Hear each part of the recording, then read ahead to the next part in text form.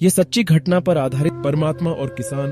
एक बार एक किसान परमात्मा से बड़ा नाराज हो गया। कभी बाढ़ आ जाए, कभी सूखा पड़ जाए, कभी धूप बहुत तेज हो जाए तो कभी ओले पड़ जाए। हर बार कुछ ना कुछ कारण से उसकी फसल थोड़ी खराब हो जा रही थी। एक दिन बड़ा तंग आकर उसने परमात्मा से कहा, देखिए प्रभु, आप परमात्मा हैं, लेकिन लगता है आपको खेती बाड़ी की ज्यादा जानकारी नहीं है। एक प्रार्थना है कि एक साल मुझे मौका दीजिए, जैसा मैं चाहूं वैसा मौसम हो, फिर आप देखना मैं कैसे अन्न के भंडार भर दूंगा।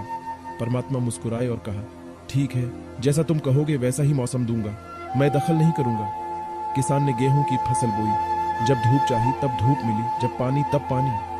तेज धूप, ओले, बाढ़, आंधी तो उसने आने ही नहीं दी। समय के साथ फसल बड़ी हो गई और किसान की खुशी भी, क्योंकि ऐसी फसल तो आज तक नहीं हुई थी। किसान ने मन ही मन सोचा, अब पता चलेगा परमात्मा को कि फसल कैसे करते हैं।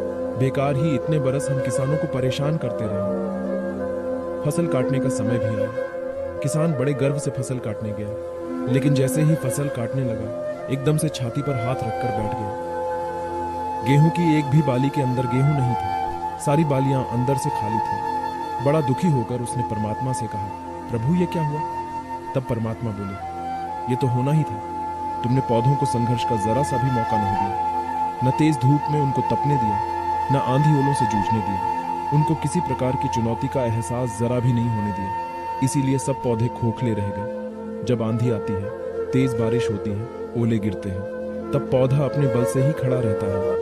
वो अपना अस्तित्व बचाने का संघर्ष करता है, और इस संघर्ष से जो बल पैदा होता है वो ही उसे शक्ति देता है, ऊर्जा देता है, उसकी जीवटता को उभारता है। सोने को भी कुंदन बनने के लिए आग में तपने, हथौड़ी से पिटने, गलने जैसी चुनौतियों से गुजरना पड़ता है, तभी उसकी स्वर्णिम आभा उभरती है और उसे अनमोल बनाती है। उसी तरह जिंदगी में भी अगर संघर्ष ना हो, चुनौती ना हो, तो आदमी खोखला ही रह जाता है, उसके अंदर कोई गुण नहीं आ पाता। ये चुनौतियां ही हैं जो आदमी रूपी तलवार को धार देती हैं, उसे शक्त और प्रखर बनाती है। अगर प्रतिभाशाली बनना है तो चुनौतियां स्वीकार करनी ही पड़ेंगी, अन्यथा हम खोखले ही रह जाएंगे। अगर जिंदगी में प्रखर बनना है, प्रतिभाशाली बनना है, तो संघर्ष और चुनौतियों का सामना तो करना ही पड़ेगा।